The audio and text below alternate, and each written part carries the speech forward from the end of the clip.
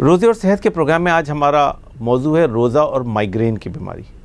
Migraine एक बहुत common बीमारी है, इसको आम तौर पे सर दर्द की बीमारी कहते हैं। आप ये समझें कि दुनिया भर में जितने सर दर्द के मरीज़ हैं उनमें से 75% को ये माइग्रेन का प्रॉब्लम होता है और ज़्यादातर जो सर दर्द है माइग्रेन की वजह से होता है। ये दर्द इस तरह का होता है कि ये वक्फे से दर्द होता है, कभी हफ्ते में एक दफ़ा, कभी महीने में एक दफ़ा, 3, 4, 5, 6 घंटे के लिए आता है। उसके साथ नौज़िया होता है, मतली आती है, वॉमिटिंग होती है बाज़ औक़ात, और गर्दन में कंधे में दर्द होता है और उसके बाद वो दर्द ठीक हो जाता है, फिर बंदा बिल्कुल नॉर्मल हो जाता है। तो ये माइग्रेन की बीमारी होती है और ये बहुत कॉमन प्रॉब्लम है। समझ लें पूरी अगर आबादी है तो उस आबादी के अंदर अगर आप 12 साल से ज़्यादा की उम्र के लोगों को देखें तो तकरीबन 1/3 ऐसे होंगे जिनको कभी ना कभी ये सर का दर्द हुआ होगा या होगा, माइग्रेन का प्रॉब्लम। तो ये एक काफ़ी कॉमन प्रॉब्लम है। अब ये माइग्रेन के मरीज़ जो होते हैं ये रोज़े रख सकते हैं, नहीं रख सकते, और इस माइग्रेन के मरीज़ों को रमज़ान में क्या प्रॉब्लम्स का सामना करना पड़ता है। 2-3 चीज़ें देखने में आई हैं। एक तो ये है कि रमज़ान के महीने में ये माइग्रेन वालों का माइग्रेन की शरह बढ़ जाती है, यानी अगर किसी को महीने में 1 दफ़ा 2 दफ़ा दर्द हो रहे हैं तो रमज़ान के महीने में ये माइग्रेन थोड़ा ज़्यादा होने लगते हैं। तो एक तो वजह यह है कि जिस्म के अंदर भूखा रहने की वजह से और जिस्म का बॉडी का रूटीन चेंज होने की वजह से ना माइग्रेन की शरह बढ़ जाती है। अच्छा, बहुत सारे लोग रोज़ाना चाय या इस तरह कैफिनेटेड ड्रिंक्स ले रहे होते हैं, उसके विड्रॉल की वजह से भी सर के दर्द की शरह बढ़ जाती है। लेकिन काफ़ी लोगों में देखा गया है, अच्छा जिनके सर के दर्द कंट्रोल में भी होते हैं काफ़ी, वो भी देखा गया कि रमज़ान का रोज़ा शुरू करते ही उनको शदीद दर्द होना शुरू हो जाता है। और बहुत सारे लोग ऐसे हैं जो अपने रोज़े पूरे नहीं कर पाते। रमज़ान रोज़े के आखिर तक यानी 4-5 बजे तक उनकी ऐसी कैफियत हो जाती है या उनको नौज़िया वॉमिटिंग शुरू हो जाती है दर्द के साथ साथ कि उनका रोज़ा टूट जाता है या उनको रोज़ा तोड़ना पड़ जाता है। तो ऐसे तमाम लोग कि जिनको माइग्रेन की बीमारी है या जिनको महीने में 3-4 दफ़ा दर्द होते हैं या जिनको रमज़ान के रोज़े रखने साथ ही उनके माइग्रेन की फ्रीक्वेंसी या शिद्दत बढ़ जाती है, उनको अपने डॉक्टर से रुजू करना चाहिए। दूसरी बात यह है कि ज़्यादातर ये जो माइग्रेन के मरीज़ हैं वो अगर सही डॉक्टर्स के मशवरे पे अमल करें तो ये पूरे के पूरे रोज़े रख सकते हैं, यानी उनको रोज़े रखने में कोई प्रॉब्लम पेश नहीं आनी चाहिए। और ज़्यादातर हमारे पास ऐसी दवाइयाँ हैं कि जिसके ज़रिए हम उसको कंट्रोल कर लेते हैं। जिन लोगों के रमज़ान के महीने में माइग्रेन की शरह बढ़ जाती है उनको तो हम रमज़ान से 2-3 हफ़्ता पहले ही माइग्रेन प्रोफाइलैक्सिस वाली दवाइयाँ शुरू कर देते हैं कि जिसके नतीजे में उनको दर्द होता भी है तो इतनी शिद्दत का दर्द नहीं होता है।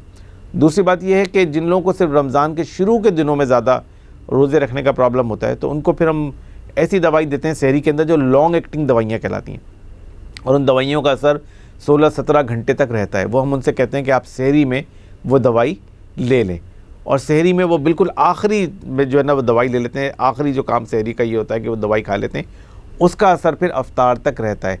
वो आम सर के दर्द की दवाइयों का असर इतने घंटे तक नहीं रहता, वो तो 6-8 घंटे रहता है। लेकिन जो लॉन्ग एक्टिंग दवाइयाँ होती हैं इनका असर 16-17 घंटे तक रहता है, तो उसके नतीजे में उनको रोज़ा पूरा करना आसान हो जाता है। दूसरी बात है कि रोज़े के अंदर जिन लोगों को माइग्रेन के अटैक होते हैं और बहुत सारे माइग्रेन की दवाइयाँ जो इंजेक्टेबल फॉर्म के अंदर भी ली जा सकती हैं, जिसको हम सबकुटेनियस दवाइयाँ कहते हैं। तो अगर उनको खुदा न खास्ता रोज़े के दौरान माइग्रेन की तकलीफ शुरू हो जाए तो वो सबकुटेनियस दवाइयाँ इंजेक्शन की फॉर्म में ले सकते हैं। उससे रोज़ा नहीं टूटता है और उससे फिर उनके लिए रोज़ा पूरा करना आसान हो जाता है। तो दूसरा ऑप्शन ये है कि या तो वो सहरी में दवाई ले लें और जिससे उनको रोज़ा रखने में कोई प्रॉब्लम नहीं होगी, और दूसरे अगर उनको रोज़े के दौरान माइग्रेन का अटैक शुरू हो जाता है शुरू के दिनों के अलावा कभी भी, और वो चाहते हैं कि रोज़ा पूरा कर लें, तो वो फिर सबकुटेनियस इंजेक्शन ले लें जो सुमिट्रिप्टन या और इस तरह की दवाइयाँ आती हैं, तो उसके नतीजे में भी वो इसका अपना रोज़ा पूरा कर सकते हैं। बाकी अब बाज़ चीज़ें ऐसी हैं कि जिसके करने से माइग्रेन की शरह रमज़ान में कम की जा सकती है, कंट्रोल की जा सकती है। वो क्या चीज़ें हैं? उनमें सबसे पहली चीज़ तो नींद का प्रॉपर होना है, क्योंकि रमज़ान में एक बहुत बड़ा प्रॉब्लम ये होता है कि नींद बहुत टूट के होती है। ज़ाहिर है रात को थोड़ी देर सोते हैं, फिर लोग सुबह में सोते हैं, फिर दिन में सोते हैं। बाज़ औक़ात इस नींद के शेड्यूल चेंज होने की वजह से माइग्रेन के ऊपर बुरा असर पड़ता है। तो अपनी नींद को सही रखना और रोज़ाना 6-7 घंटे की नींद पूरी करना ये ज़रूरी है माइग्रेन के पेशेंट्स के लिए, वरना उनकी माइग्रेन की शरह बढ़ जाएगी। दूसरे नंबर पे पानी का ज़्यादा इस्तेमाल करें, क्योंकि पानी की कमी की वजह से भी माइग्रेन की तकलीफ़ बढ़ जाती है।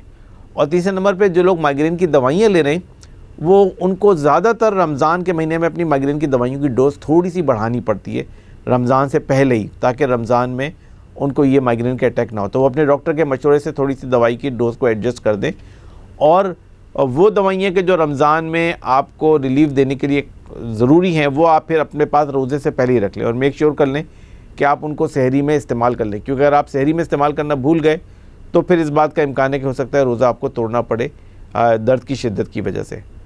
तो in conclusion, most of migraine patients वो बहुत आसानी के साथ और बहुत अच्छी तरीके से रोज़े रख सकते हैं।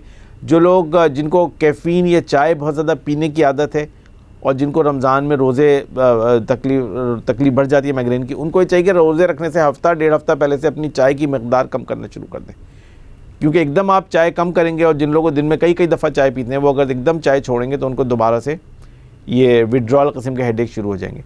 तो उनको चाहिए कि हफ़्ते 10 दिन 15 दिन पहले से वो इस तरह प्लान करें आहिस्ता आहिस्ता कि उनकी ये जो चाय की एडिक्शन है थोड़ी कम हो जाए, क्योंकि उसकी वजह से भी काफ़ी लोगों को माइग्रेन का प्रॉब्लम होता है। तो माइग्रेन की शिद्दत को और माइग्रेन की फ्रीक्वेंसी को हम काफ़ी कम कर सकते हैं इस रमज़ान के महीने में।